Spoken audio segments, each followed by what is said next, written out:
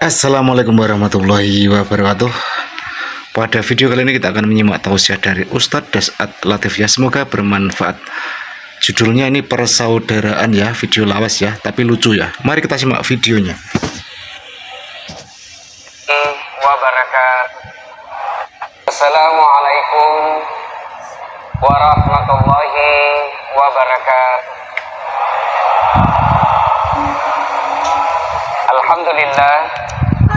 Alhamdulillahi rabbil alamin. Wa bihi nasta'inu ala umuri dunya waddin. Ashhadu an la ilaha illallah wa ashhadu anna Muhammadan abduhu wa rasuluh. Allahumma salli ala sayyidina Muhammad wa ala alihi wa sahbihi ajma'in. Amma ba'd. Faqad qala Allah subhanahu wa ta'ala fi kitabil karim wa huwa asdaqul qailin. A'udzu billahi minasyaitonir rajim. Bismillahirrahmanirrahim. Ya ayyuhalladzina amanu taqullaha haqqa tuqatih wa la tamutunna illa wa antum muslimun. Wa'tasimu bihablillahi jami'an wa la tafarraqu. Wahai orang-orang yang beriman, bertakwalah engkau kepada Allah dengan sebenar-benarnya takwa, dan janganlah kamu mati kecuali dalam keadaan beragama Islam. Berpegang teguhlah engkau kepada tali persaudaraan agama Allah, dan janganlah engkau bercerai-berai. Wa qala aidan, bismillahirrahmanirrahim. Ya ayyuhalladzina amanu dukhulu fis silmi kaffatan. Wahai orang-orang yang beriman, masuklah engkau ke dalam Islam secara sempurna. Jangan Islam pencitraan, jangan Islam karena mau pilkada, jangan Islam karena mau dicoblos, tapi Islamlah secara benar. Wala tattabi'u khutuwatis syaitan, dan janganlah engkau ikuti langkah-langkah setan, karena sesungguhnya setan itu musuh yang nyata bagi kalian. Pertanyaan buat kita, adakah setan di tengah-tengah kita? Saat saya ceramah seperti ini, kira-kira ada setan apa enggak? Ada. Setannya bukan pocong, bukan uka-uka, bukan popo, bukan parakang. Tapi apa setan yang ada di tengah-tengah kita? Bentuknya handphone. Apa ibu? Handphone. Ustadz sudah ceramah, masuk gesek. Sudah handphonenya sudah jadi setan itu, mengalihkan perhatian. Wa qala aidan, bismillahirrahmanirrahim. Innallaha wa malaikatahu yusalluna 'alan nabi. Ya ayyuhalladzina amanu sallu 'alaihi wa sallimu taslima. Sesungguhnya Allah dan para malaikatnya bersalawat kepada Rasulullah Muhammad sallallahu alaihi wasallam, maka wahai orang-orang yang beriman, bersalawatlah kalian kepada Rasulullah dengan sebaik-baik salawat. Shadaqallahul azim. Maha benar Allah dengan segala firman-Nya. Ibu bapak, saudara-saudara sekalian, teristimewa yang kita hormati Bapak Komisaris Utama Semen Indonesia, terkhusus Sahibul Bait Bapak Direktur Utama PT Semen Tonasa, hadirin dan hadirat keluarga besar Semen, terkhusus yang saya muliakan guru saya Profesor Dr. Haji Idrus Faturusi, yang insya Allah dimuliakan dan dirahmati oleh Allah Subhanahu wa Ta'ala. Alhamdulillah, Ramadan telah kita tuntaskan. Tentu sudah banyak amal kebaikan yang telah kita deposito. Berkaitan dengan itu, berkaitan dengan ibadah Ramadan, Rasulullah menginformasikan, man shoma ramadana imanan wa ihtisaban ghufira lahu ma taqaddama min zambihi. Siapa-siapa, apakah direktur utama, cleaning service, catering, tentara, polisi, jenderal, security, siapa saja berpuasa di bulan suci Ramadan dengan niat iman dan ikhlas, diampuni dosanya yang telah lalu, bonus yang akan datang. Subhanallah, baru puasa itu, belum taraweh, belum tahajud, belum witir, puasa saja Nabi memberikan jaminan diampuni dosanya yang telah lalu hamba yang akan datang. Itulah sebabnya akhir Ramadan kita rayakan kemenangan kita dengan beraidil fitri. Aidil fitri yang salah satu arti harfiahnya, makna aidil fitri itu adalah kembali menjadi suci, seperti bayi yang baru dilahirkan. Dengan catatan, dosa yang bagaimana diampuni Allah di bulan suci Ramadan. Karena dosa itu ada dua sifatnya.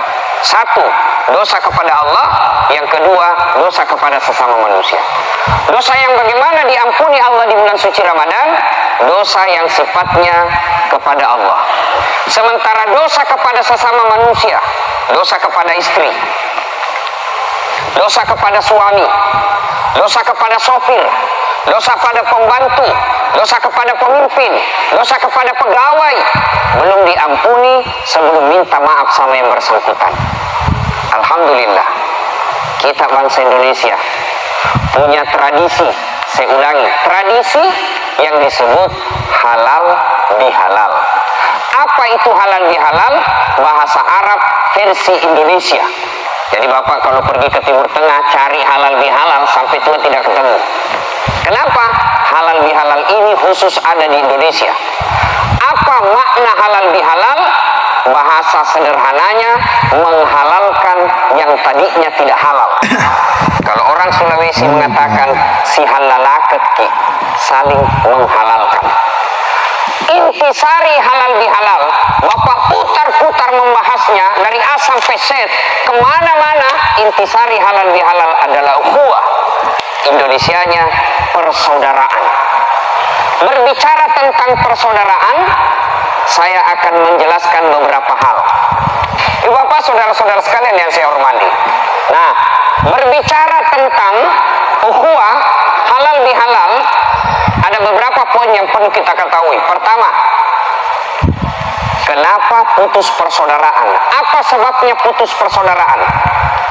Penyebab utama putus persaudaraan al-istighalu bi'uyubil khalqi. Suka sekali cari-cari kejelekannya orang, dilupa kejelekan dirinya sendiri. Nah, ini saya kira ini penyebabnya ini semen yang ribut. Suka cari-cari kekurangan orang, ternyata cari kekurangan orang untuk apa? Supaya dia juga mau maju. Bicara kejelekan orang gampang, tapi ketahuilah menceritakan kejelekan orang akan membuat kita bangkrut di akhirat. Sekarang yang banyak gampang menceritakan kejelekan orang jelang-jelang pilgub, jelang-jelang pilkada, jelang pilpres. Nah, itu pasti banyak. Dan sekarang lebih gampang dengan apa? Media sosial. Bagi mereka yang suka men-share, coba dengar kisah ini. Suatu ketika Abu Hurairah berlari-lari kencang mau ke pasar. Begitu lari kencang, lihat Umar. Ada apa ini Abu Hurairah kencang betul? Mau kemana? Ditahan sama Umar bin Khattab. Abu Hurairah, kamu mau kemana? Saya mau menyampaikan berita penting di pasar. Apa gerangan? Barusan saya dengar Nabi mengucapkan, siapa yang mengucapkan 2 kalimat syahadat, diyakini sampai mati, pasti masuk surga. Dia bilang, Umar, tunggu dulu, betulkah Nabi bilang begitu? Dia bilang, baru saya dengar. Tunggu dulu, jangan kau sampaikan di pasar. Saya mau tahu apa betul Nabi sampaikan seperti ini. Ini apa? Umar bilang, sini, kita sama-sama ke Nabi. Dalam teori jurnalistik ini yang disebut check and recheck. Dalam bahasa Quran namanya tabayyun. Datang ke sumbernya. Umar berkata, ya Rasulullah, saya dengar informasi dari Abu Hurairah, katanya Anda mengucapkan, siapa yang mengucapkan 2 kalimat syahadat, diyakini sampai mati, pasti masuk surga. Apa betul ini? Cek ke sumbernya, apa betul? Nabi bersabda, ya betul begitu. Lalu Umar punya usul, ya Rasulullah, apa tidak sebaiknya ini jangan disampaikan di pasar? Kenapa? Saya takut persepsi masyarakat salah. Saya takut masyarakat salah menerimanya. Yang penting syahadat, biar judi, yang penting syahadat, masuk surga. Biar selingkuh, yang penting syahadat, masuk surga. Biar mencuri, syahadat, masuk surga. Nanti salah tafsir. Nabi menjelaskan, oh iya, betul. hal ini jangan kau sampaikan di pasar. Inilah yang mesti kita lakukan ketika kita menerima sebuah berita. Cek and recheck, cek kebenarannya. Dan Bapak bisa bayangkan kalau Bapak menerima berita politik pembunuhan karakter seseorang, lalu kita share, satu kampung yang membaca, bagaimana tanggung jawab Bapak di akhirat kelak. Nah, makanya dalam Al-Quran itu ketika mau menyampaikan sebuah berita ada dua syaratnya. Satu, benar nggak ini berita yang kita mau sampaikan. Yang kedua, apa manfaatnya. Sehingga dalam Islam disebut likulli makal makam wa likulli makam makal.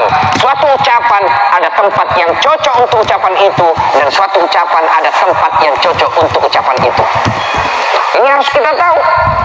Ibu bapak, saudara-saudara sekalian, yang pertama menyebabkan putus persaudaraan, suka menceritakan kejelekan orang.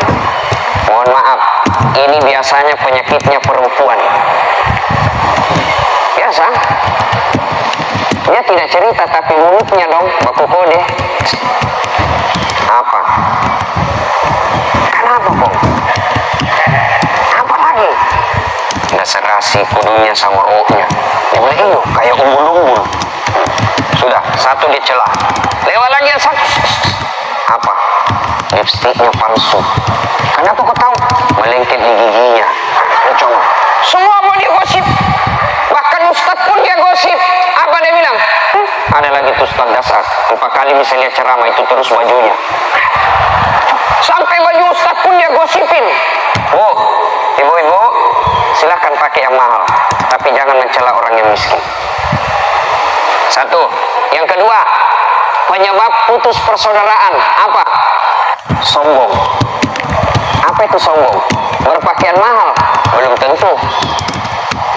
Ibu, bapak pakai mahal, misalnya bapak-bapak nih pakai baju krokodil, Lacoste, cap buaya. Silakan pakai. Cap buaya. Kau tahu ini? 1,5 juta. Tidak apa-apa, silakan. Tapi nanti disebut sombong kapan? Nganggap remeh orang lain. Bajuku 1,5 juta. Kamu, cakar. Nah, sombong. Baju bekas. Silakan pakai mahal. Saya kadang-kala orang bilang, kenapa Ustadz pakai mahal-mahal? Untuk apa? Mengangkat harkat dan marwahnya mubalik. Sekarang ini. Cobakan Pak. Bagaimana orang mau dengar kita? Kita tampil, penampilan tidak bagus. Wow. Pakaian ala kadarnya. Dia bilang orang, kan yang penting Ustaz, yang penting apa yang disampaikan. Saya bilang cocok bos, kalau ya apa yang disampaikan, kalau yang kau hadapi orang-orang baik agamanya, tapi ini tidak jelas Islamnya. Dia akan berkata, apa kau cerita bajumu saja tidak bagus, baumu bagaimana? Makanya angkat martabatnya. Gimana orang memuliakan Ustaz? Coba kita lihat Pak. Gimana orang anak-anak kita mau jadi mubalik? 2 jam datang orang ceramah, barasanji, ngaji, 2 jam kepanasan. Sallallahu ala Muhammad sallallahu alaihi wasallam. Pas pulang apa? Kasih 20.000. Bonyok-bonyok. Saya biasa marah itu kalau dikasih, saya disembunyi-sembunyi, lipat-lipat. Tapi Ustaz, saya bilang, apa sembunyi? Nah ini bukan korupsi. Nah, orang sudah tahu sama Ustaz ada honornya. Ngapain kau sembunyi? Kalau perlu biar sedikit isinya sedikit, tapi kasih amplop, kasih bagus, kasih mal, muliakan mubalik. Ini kalau artis diundang, Masya Allah. Kasih pesawat VIP, kasih hotel bintang 5, mulai dari bandara dijemput sama tentara polisi, datang sampai dikasih alamat palsu, nyanyi goyang apa, dikasih lihat pahanya, dan juga dikasih pegang Pak, dikasih lihat saja. Saya ketawa, saya suruh sini Pak. Pas pulang kasih 50 juta. Akhirnya apa dia bilang mamanya anak, dia mau jadi Ustaz, ini itu bapakmu, 2 jam pergi, 50.000 dia bawa sama pisang. Itu anaknya tetangga, coba kau lihat itu anaknya tetangga, 1 jam di atasan, pentas, musik, teriak, tak pulang bawa motor. Ini bagaimana anak kita mau sekolah agama? Bapak, saudara-saudara sekalian, apa pada pokok permasalahan. Apa itu sombong? Sombong menurut Nabi, menganggap remeh orang lain dan menolak kebenaran. Itu sombong. Apa sebab sombong? Apa penyebabnya orang sombong biasanya? Apa Ibu?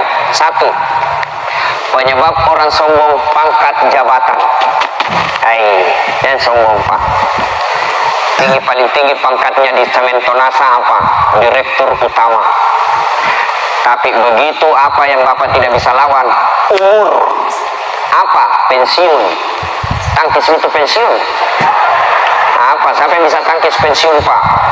Pak Sutioso tinggi pangkatnya jenderal apa? Begitu masuk usia pensiun Pak hilang dari tentara. Coba, yang mau sombong, pangkat jabatan ada batasnya. Apa batasnya? Paling tidak umur. Apalagi membuat orang sombong? Gagah, tampan, cakep. Jangan sombong Pak. Apa? Allah kasih stroke. 40 tahun gagah, kena stroke, bengkok mukanya. Enggak gagah lagi Pak. Ibu-ibu cantik, merasa sombong. 17 tahun, semua orang terpesona dengan senyumannya. 17 tahun, tapi balik itu 17 Ibu. Balik angka 17. 71, masih cantik. 71, senyum lari cucu. Kenapa? Dikira mau digigit. Sudah Mi, jangan sombong. Dan cantik. Coba. Apalagi membuat orang biasa sombong? Apa? Gelar bertumpuk tinggi sekolahnya. Profesor, doktor Idrus Andi Paturusi. Wah, Masya Allah. Banyak sekali profesor ini. Misalnya, tinggi sekolah, tinggi. Jangan sombong Pak. Apa? Allah cabut kita punya ilmu. Dengan apa? Kasih pikun.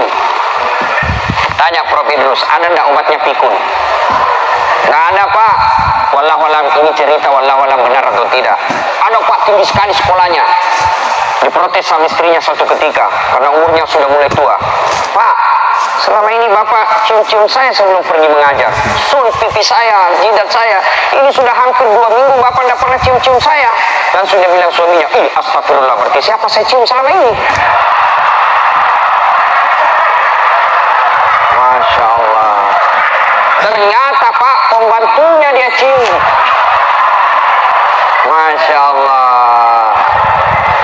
Mau sombong, Allah kasih pikun, tak bisa dibedakan mana pembantu, mana istri. Tapi jangan juga bapak-bapak pura-pura pikun.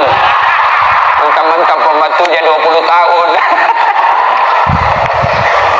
Coba. Apalagi yang membuat orang sombong? Apa?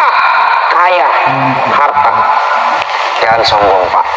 Kalau Allah ingin mengambil kekayaan kita, tidak usah dikasih bangkrut Pak. Dikasih penyakit yang tidak bisa dimakan apa-apa. Coba, tidak bisa makan apa-apa. Banyak orang saya pernah diundang Pak makan. Saya sering diundang makan orang kaya. Biasa kalau diundang makan orang kaya Pak, apa yang saya pikir depan meja? Mana dulu saya makan ini, enak semua. Ini orang kaya, apa dia pikir? Berhadapan meja makan, apa dia pikir? Asam urat, kolesterol, ganja, lemak. Tidak ada bisa dimakan. Dilarang makan nasi. Nauzubillah min zalik. Bayangkan Pak, uang 4 miliar dilarang makan nasi. Apa enaknya kita kalau dilarang makan nasi? Saya ini perut bugis. Pernah diundang ceramah ke New York. Tahu New York Ibu? Tahu? Itu Takalar belok kiri. Coba ya kan. Saya sampai 10 hari di sana menderita. Kenapa? Selalu dikasih roti. Saya perut bugis, tidak mempan kalau bukan nasi, tidak goyang perutku. Dilarang makan nasi, dilarang makan daging, dilarang makan garam, dilarang makan gula, dilarang makan peksin. Apa bisa dimakan? Ubi rebus.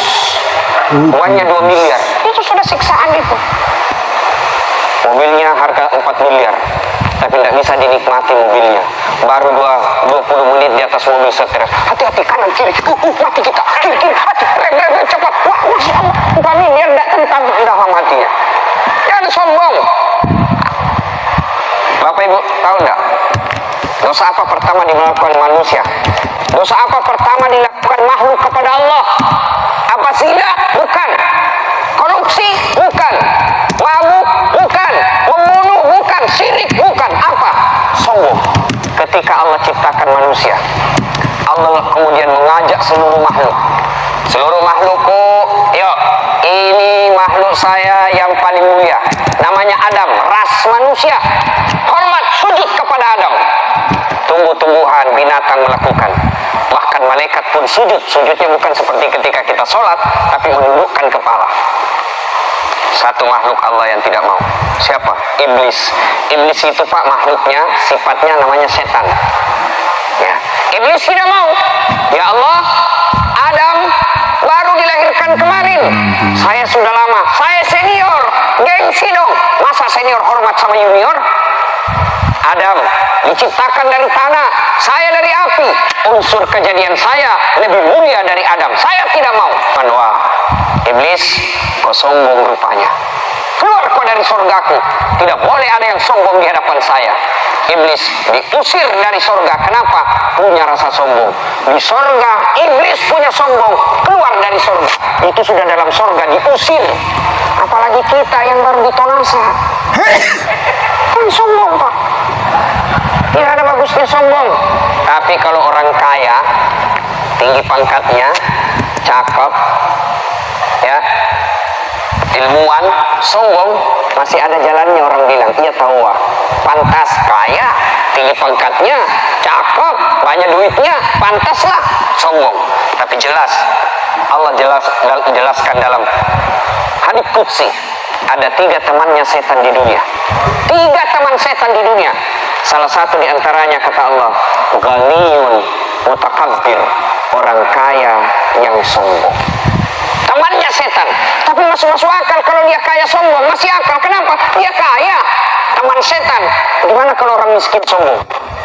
Sudah jelek, miskin, tidak terkenal, bego, sombong lagi. Bukan temannya setan, kau sudah jadi setan bos. Bapak saudara-saudara sekalian, percayalah, tidak ada rasa senang yang namanya sombong. Percaya Pak, makin tinggi pangkat, makin kaya, makin cakep, makin cerdas, tawadu, rendah hati, makin orang senang. Bapak punya jabatan sombong di hadapan anak buah semua sopan. Siap Bang, iya keren, iya siapa. Begitu Bapak pergi,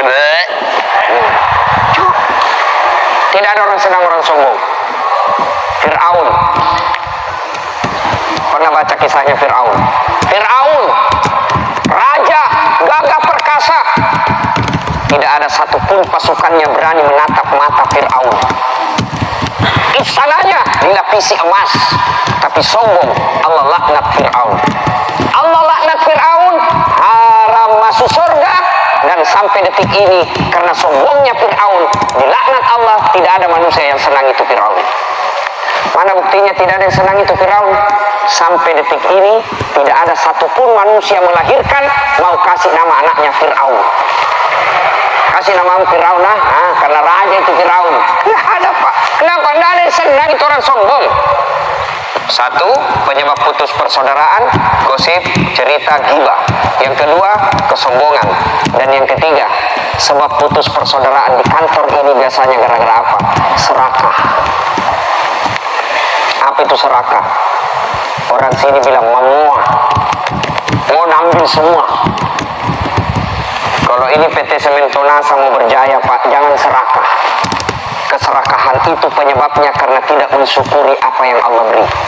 Lalu kenapa kita tidak bersyukur? Karena selalu kita berpikir harta itu, kekayaan itu hanya fulus, kekayaan itu hanya deposito, kekayaan itu hanya duit. Padahal kekayaan kita dalam Al-Quran kata Allah, fi ahsani taqwim, ini badanmu yang paling sempurna. Itulah kekayaan kita. Contoh sederhana, Pak Dirut kasih mau dikasih bapak-bapak, mau nggak dikasih mobil gratis? Mau Pak? Mau. Tapi begitu bapak kasih langsung lumpuh. Mana yang mau tadi? Mana yang mau? Untuk apa mobil kalau sudah lumpuh Pak? Artinya apa? Alat transportasi paling mahal sesungguhnya bukan Toyota, Kijang dan lain sebagainya. Tapi apa?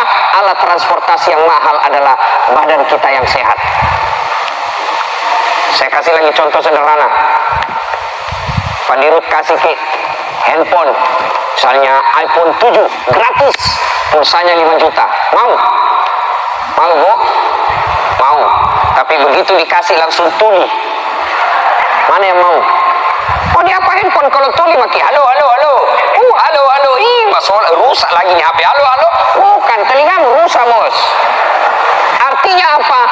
Alat telekomunikasi paling mahal bukan seluler, bukan satelit, tapi apa yang paling mahal? Telinga. Allah kasih gratis 2. Dan hebatnya Allah lengkapi dengan sensor pembeda. Dia bisa bedakan mana bunyi batu, mana bunyi besi. Bayangkan susahnya semen tonasa berjaya kalau pegawainya tidak bisa bedakan mana batu, mana kasih pasir.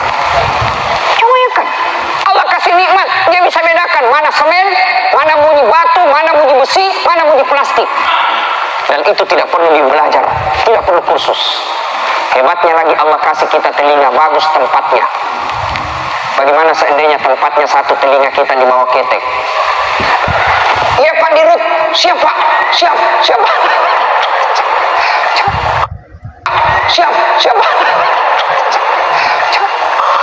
Luar biasa. Ya Bapak, saudara-saudara sekalian, contoh sederhana lagi. Ini tadi Bapak lihat itu tukang foto-foto. Di Unhas, saya mengajar mata kuliah fotografi, cara memotret. Itu kalau mau ambil gambar Pak, Bu, itu harus kita punya kamera standar minimal 15 juta, yang paling murah. Tapi kalau mau ngambil gambar yang jauh, tidak bagus hasilnya kalau Bapak tidak punya lensa khusus. Maka Bapak harus punya tele minimal harga 8 juta. Itu paling murah. Bapak punya kamera, punya tele, tidak punya ilmu, tidak bisa dioperasikan. Maka harus Bapak punya skill, harus punya tahu. Ketika ngambil gambar harus kita tahu berapa kecepatan angin pada saat kita ngambil gambar, berapa kekuatan cahaya, berapa megapiksel kekuatan kamera kita, berapa jarak kamera lensa kita dengan objek yang kita mau foto. Semua itu harus kita tahu. Zoom out, zoom in, diputar-putar, ambil gambar, perlu puluhan juta baru bisa hasil yang baik. Alhamdulillah, Allah kasih kita kamera namanya mata, lengkap lensanya namanya retina. Dia bisa zoom out, zoom in melalui apa? Kekuatan pupil yang ada di mata kita. Dan hebatnya lagi, begitu Bapak buka, langsung fokus, tidak perlu diputar. Siapa ya? Oh, rupanya Pak Sutioso ini rupanya. Tidak penting, Allah langsung tiap. Dan hebatnya lagi Allah kasih kita mata, dia bisa bedakan mana istri, mana tetangga. Bayangkan repotnya kalau tidak bisa dibedakan mana istri mana tetangga Pak, tertukar-tukar istri Pak. Kenapa? Tadi ya lucu banget ya tausiah dari Ustadz Dasat Latif. Langsung kita simak terus saja videonya ya. Istri bisa tertukar itu.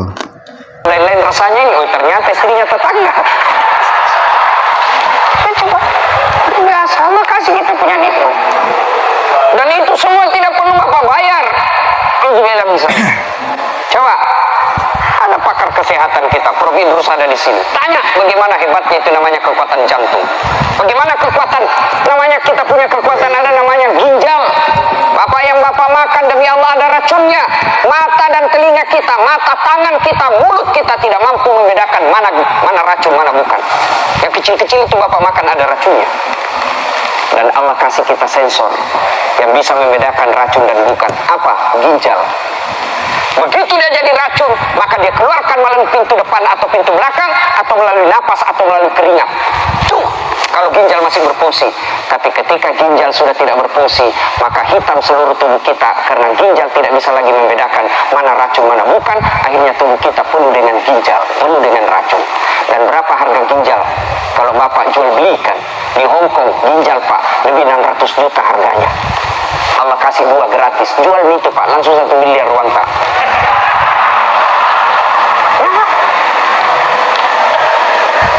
Itulah sebabnya Allah melarang kita serakah. Allah selalu menyindir kita dalam Al-Quran. Fabi ayyi ala'i rabbikuma tukadziban. Nikmat mana lagi yang engkau kufuri? Coba bayangkan. Keterlaluan bapak-bapak kalau sudah tinggi pangkat, banyak punya bapak bu, diberi status sosial, masih juga tidak bersyukur. Bapak susah masuk surga. Susah masuk surga Pak. Kenapa? Bapak tidak tahu bersyukur. Bayangkan, Allah kasih kita ada yang kadang kita lupa. Apa itu? Nikmat status sosial. Nikmat status sosial. Itu status sosial Pak, pemberian Allah. Makanya syukuri. Insya Allah kalau kita syukuri, maka Allah akan memberikan yang lebih baik lagi. Inilah yang perlu kita ketahui. Kenapa putus persaudaraan? Satu, cerita kejelekan orang. Yang kedua adalah kesombongan. Dan yang ketiga, keserakahan. Sekarang yang perlu lagi kita tahu, bagaimana cara menyambungkan persaudaraan. Kalau sudah terlanjur putus, gimana cara menyambungkan? Yang paling efektif menyambungkan persaudaraan adalah sedekah. Dalam perusahaan itu yang disebut community development. Itu sedekah. Perusahaan ini, Semen Indonesia, kalau dia mau kokoh, sejahterakan orang di sampingnya, maka dia akan menjadi pagar buat perusahaan. Tapi kalau wakil, pelit, seke, ikiringan lapak kujang batang, itu nih, dia menghancurkan itu dari dalam. Bapak Ibu saudara-saudara sekalian. Nah, cuma kadangkala ya sedekah ini kadang kita kurang melakukannya. Kenapa? Karena yang ada di pikiran kita, kalau kita berikan hari ini dia berkurang. Padahal Allah janjikan, kalau kau berikan, saya tambah 700 kali lipat. Saya kasih contoh Pak, saya sering mengalami ini.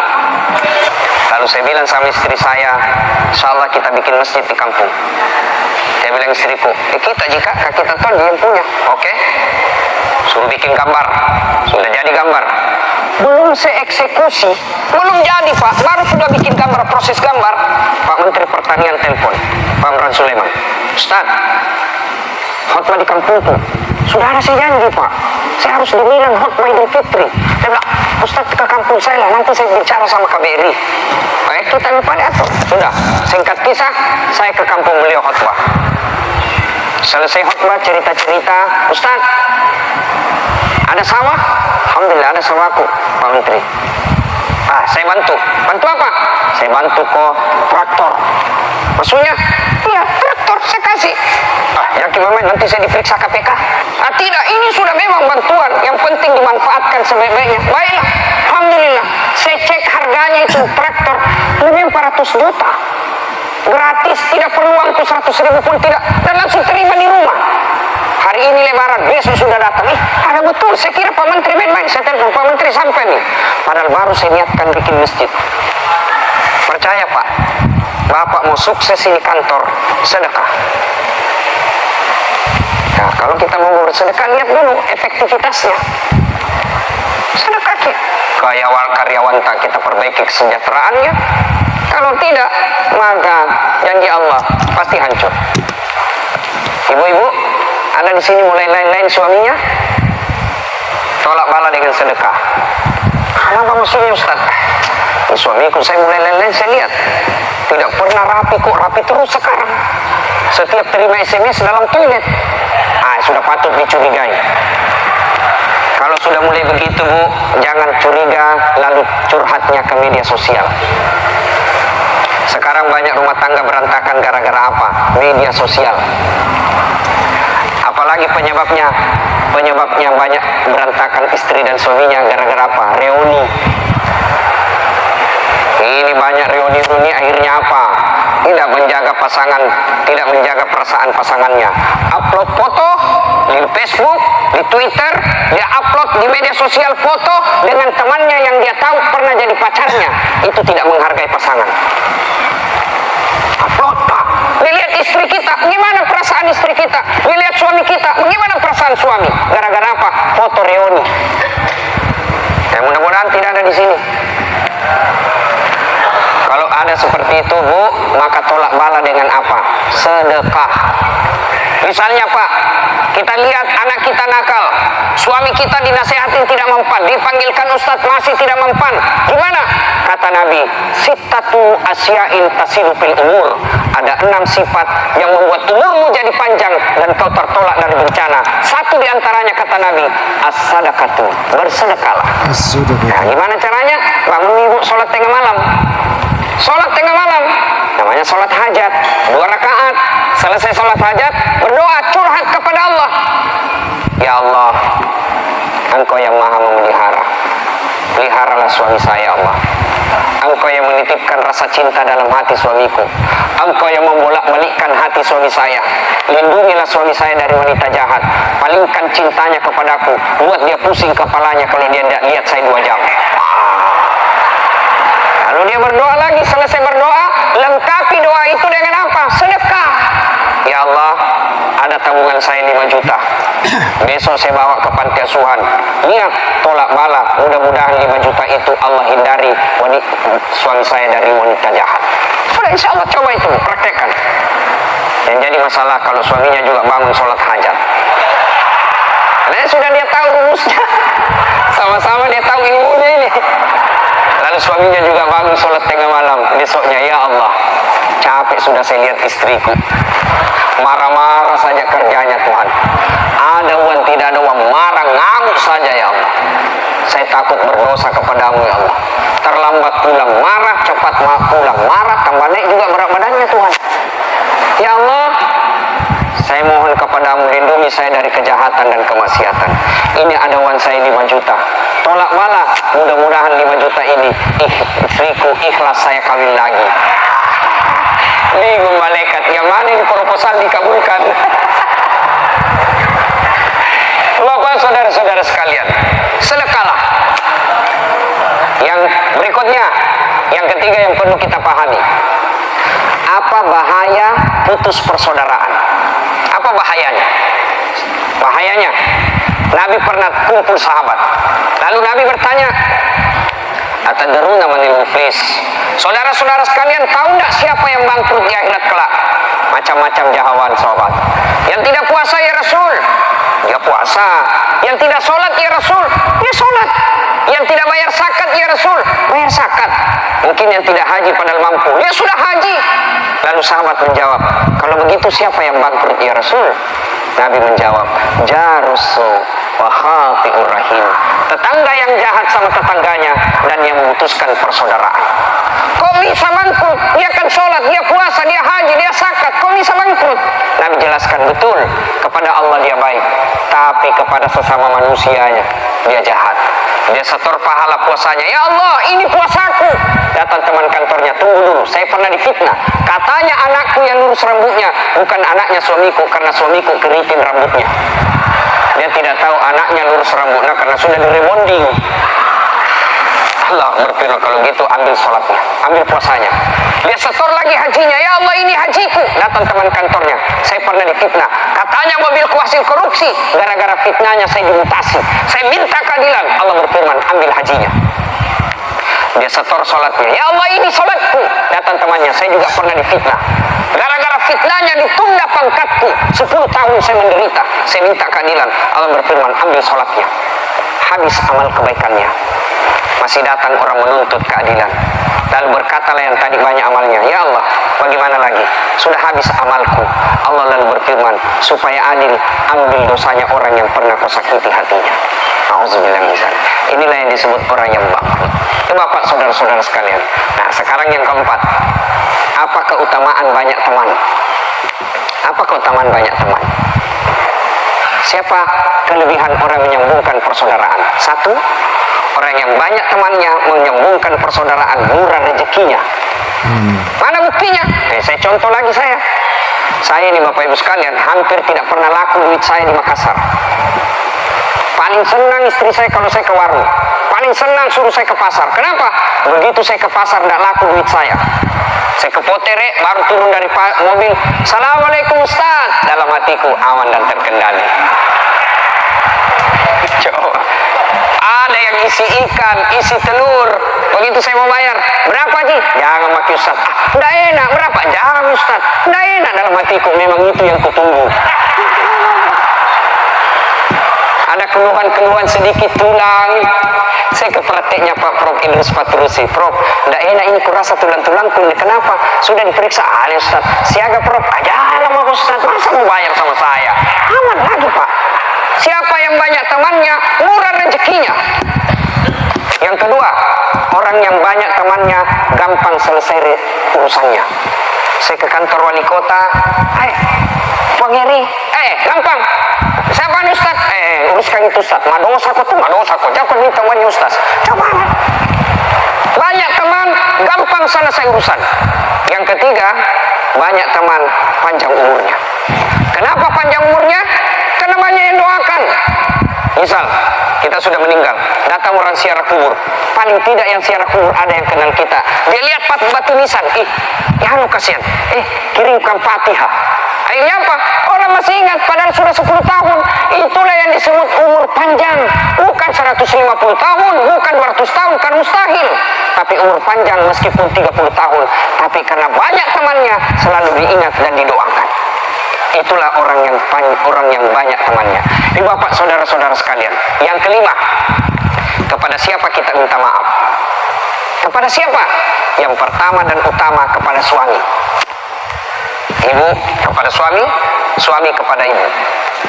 Sekarang ibu-ibu minta maaf. Banyak yang dosa sama suaminya. Gara-gara apa? Satu, kasar bicara.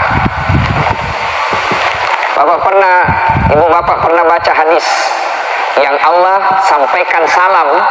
Allah berfirman, Jibril, sampaikan salamku kepada Khadijah, aku bangunkan dia di sorga rumah, tenang, tidak pernah ada ributnya. Kenapa? Salah satu sebabnya karena Khadijah tidak pernah di atas nada suara dari suaminya.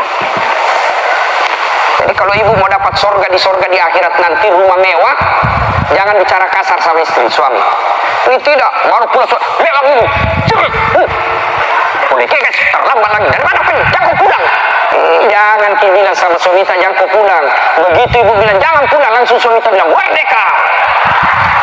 Coba.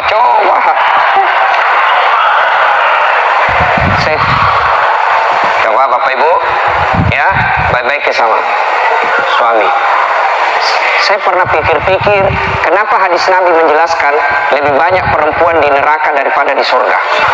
Setelah saya lihat, gara-gara apa? Kurang amalnya dalam mengurus suami. Ya, coba lihat. Kita bandingkan wanita dulu. Seperti saya 14 bersaudara Pak, saya anak ke-13. Coba, wanita dulu. Mau bikin kopi, ribet Pak. Ibu saya kalau mau bikin kopi, ke pasar dulu beli kopi. Kopi biji-biji, sudah itu digoreng. Yang bayangkan pakai kompor gas, pakai kayu, ditiup. Sudah itu digoreng, tapis. Sudah tapis, tumbuk. Jadi tumbuk dulu, baru ditapis. Jadi ibu-ibu dulu tidak ada itu yang pelihara jari. Ini teluk cicak mana, nggak ada kayak kelereng-kelereng di sininya. Ibu-ibu dulu. Sekarang ibu-ibu biar punya nakasi juga di salon. Saya pernah lewat gambar jari, saya tanya sopirku apa itu, dia bilang ini pedicure. Apa maksudnya? Dia bilang di sini ibu potong kuku. Saya bilang masa potong kuku ke salon? Nah saya biar di rumah di mobil saja. Selesai. Lama lagi di salon lah kutu. Coba kukunya saya lagi nggak bilang. Sudah itu, sudah tumbuk, apa jadi kopinya belum? Baru ditapis, sudah tapis dijemur, baru alhamdulillah basah air, baru selesai kopi. 1 hari prosesnya, baru selesai kopinya. Ibu-ibu sekarang coba pergi ke toko, 1 bungkus 3 in 1. Ada susunya, ada kopinya, ada gulanya. Tinggal kasih air, itu pun tidak direbus itu airnya, tidak pakai air, dia pencet saja keluar air panasnya. Masih malas bikinkan kopi suaminya. Mana buktinya? Malas bikinkan kopi. Bapak jalan ke Makassar, keliling pagi-pagi, ada semua itu suami yang mau ngopi di warung kopi dan bikinkan suami. Oh sudah, saya biasa kalau lewat saya lihat, ada semua mini bapak-bapak dan dibikinkan kopi sama istri. Setengah mati cari duit dan dibikinkan kopi. Berapa 1 mangkok? 10.000. Saya tanya kenapa beli? Dia bilang lebih praktis. Tidak perlu lagi ke pasar Ustadz, lebih murah. Saya bilang betul, lebih praktis, tapi ibu tidak dapat pahala. Kok bisa? Siapa punya uang? Suami tak carikan peluang. Kalau ibu cuma membeli, maka ibu tidak mendapat pahala ke pasar. Ibu tidak dapat pahala bikin sayur. Ibu tidak dapat pahala memparut kelapa. Semakin ibu praktis hidupnya, maka tidak berdosa. Saya ulang, tidak berdosa, tapi amalnya kurang. Lalu apa deposito akhirat kita? Nah, ibu-ibu ini ya, akan minta maaf sama suami. Selesai lebaran, minta maaf. Jangan lalu sangka buruk terus. Kala-kala propos. Pergi suaminya menelpon, di mana kau pak? Di mana kau? Ada aja kini pangkep ini. Bohong kau, foto dulu baru kirim. La ilaha illallah. Kala-kala CCTV. Tapi tidak ada begitu di sini ya, tidak ada ya. Yang kedua, lalu setelah kepada suami atau istri, yang kedua kepada siapa minta maaf? Ini yang paling penting dari segala-galanya, orang tua. Coba lihat, tidak usah kita bahas anak mahasiswa yang durhaka, yang punya istri. Contoh, bapaknya pensiun. Ya.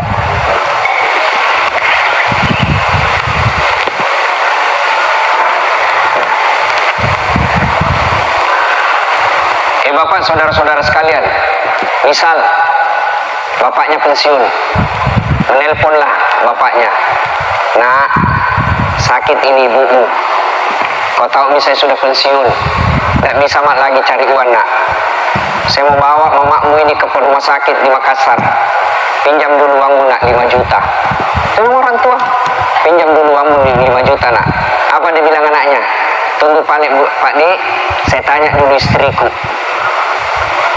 Kalau ada yang begini pak, berhenti maki jadi anak. Tunggu dulu Pak Di, saya tanya dulu istriku. Kalau istrinya baik, tapi kalau istrinya apa? Bapakmu lagi, bapakmu terus. Kita tidak pernah dibelikan cincin. Ada suami di sini takut sama istrinya? Ada suami takut istri di sini? Ada. Berhenti jadi laki-laki kalau takut sama istri tak. Suami, istri bukan untuk ditakuti, tapi untuk disayangi. Jangan mau takut sama istri, untuk disayangi. Saya bilang saya sama istriku, boleh kau marah sama saya, boleh kau maki saya, boleh kau lempar saya, penting jangan kasih kena. Silakan. Satu yang tidak boleh, jangan lukai perasaan orang tuaku. Begitu saya dengar kau melukai perasaan orang tuaku, tidak ada kompromi. Nah ini jadi laki-laki. Mari Ustaz, nah hancurkan satu piring, kasih pecah satu busi lu. Kenapa? Piring bisa dibeli, tapi harga diri sebagai suami tidak boleh diinjak-injak. Bapak, saudara-saudara sekalian, akhirnya makna terpenting dari halal bihalal ini, Allah berfirman, Bismillahirrahmanirrahim, wa'tasimu bihablillahi jami'an wa la tafarraqu. Berpegang teguhlah engkau kepada tali persaudaraan agama Allah dan janganlah engkau bercerai-berai. Selesai nanti ini, teman kantor kita pasti ada yang pernah kita sakiti. Maka yang baik datang kita minta maaf. Cara minta maafnya, jabat tangannya. Bagaimana kalau berbeda mazhab Ustaz? Kalau perempuan, bagaimana bukan muhrim? Imam Syafi'i haram, Imam Malik selama tidak ada nafsu tidak haram. Kalau bapak jabat tangan sama teman, bapak tidak nafsu, boleh. Tapi kalau nafsu, jangan, cukup begini saja. Saya mahasiswa kunjungan hasian cewek, saya tidak mau jabat tangan, begini saja. Kenapa? Dia masih muda, saya juga masih muda. Masa Ustaz nafsu? Iyalah. Ayat tidak mengatakan la taqrabu zina illa ustaz, jangan kau dekati zina kecuali ustaz. Tidak, berlaku umum itu ayat. Jawab tangannya. Yang kedua, pandang matanya. Kadang-kala kita pak meremehkan pegawai kita. Jabat tangan sambil cerita sama orang lain. Itu tidak betul. Pandang matanya. Yang ketiga, senyum. Yang keempat, paling penting lagi, selawat kepada Nabi. Allahumma salli ala Sayyidina Muhammad wa ala ali Sayyidina Muhammad. Dalam hadis Nabi jelaskan, siapa yang bertemu, berjabat tangan lalu dia berselawat kepadaku, tidak mereka berpisah kecuali telah diampuni dosanya. Allahumma salli ala Sayyidina Muhammad wa ala ali Sayyidina Muhammad. Yang kelima yang paling penting, sebut judulnya dosa. Minta maaf pak, kenapa? Pernah dulu ada hilang barang di kantor, ada hilang kursi, saya ngambil itu pak. Dia bilang kepala saya, yo saya maafkan, kasih kembali ke kursi. Yang ketawa, seru sini orang bos. Jadi yang pernah ngambil inventaris kantor sementonasi, kasih kembali besok.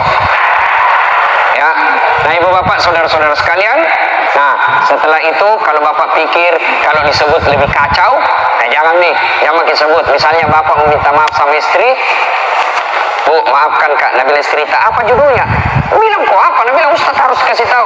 Jangan nanti tersinggung kok lagi. Apa? Bilang kok pernah kan dulu selingkuh. istrinya tidak apa-apa. Maafkan kan juga karena bulan lalu saya juga selingkuh. Selesai begini dia bilang, Ustaz masalah ceramahnya. Kenapa? Karena ke tentara tetanggaku, ku pacar istrinya. Minta maaf nanti saya sebut. Saya bilang jangan kau tembak kau nanti. Artinya apa? Kalau bapak pikir bahaya risikonya, diam-diam itu saja. Jangan disebut kalau risikonya lebih besar. Ya, bapak saudara-saudara sekalian, akhirnya halal bihalal merapatkan ukhuwah. Mari sebentar kita minta maaf. Sudah minta maaf dia tidak maafkan kita, bukan lagi urusan kita. Yang terpenting adalah minta maaf. Dan setelah minta maaf, maka syarat berikutnya jangan mengulangnya. Demikian ibu bapak saudara-saudara sekalian, mudah-mudahan ada manfaat. Sebelum kita akhiri, mari kita berdoa kepada Allah Subhanahu wa taala. Mohon izin untuk mengaminkan doa yang kita hajatkan. Kita awali dengan mengirimkan suratul Fatihah kepada Rasulullah Muhammad sallallahu alaihi wasallam. Khasiat dan keutamaannya kita ikhlaskan untuk Pura Bakti PT Semen Tonasa yang terlebih dahulu menghadap kepada Allah Subhanahu wa taala. Ila hadratin Nabi Mustafa Muhammad sallallahu alaihi wasallam. Al-Fatihah. Bismillahirrahmanirrahim. Alhamdulillahirabbil alamin. Itu tadi sudah kita simak tausiah dari Ustadz Desat Latif. Semoga bermanfaat. Akhirul kata, assalamualaikum warahmatullahi wabarakatuh.